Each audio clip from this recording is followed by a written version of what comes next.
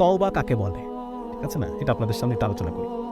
তওবাটা হচ্ছে একটা গল্প বলি আপনাদেরকে, যে একজন মা, গ্রামের দিকে আপনারা জানেন যে অনেক সময় শীতের শেষে, যখন শীত শেষ হয়ে গেল, এরপরে যত চাদর কাঁথা, হ্যাঁ, এগুলো সব গরম পানিতে জাল দিয়ে শুকিয়ে ভাঁজ করে তুলে রাখা হয় পরের বছর শীতের জন্য, ঠিক আছে।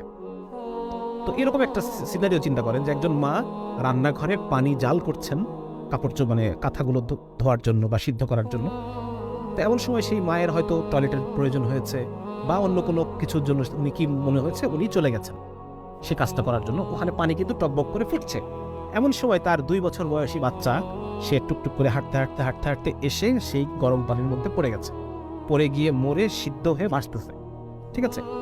এখন ওই মা রান্নাঘরে প্রথম পা দিয়ে চুলার দিকে, মানে ওই পাতিলের গরম পানির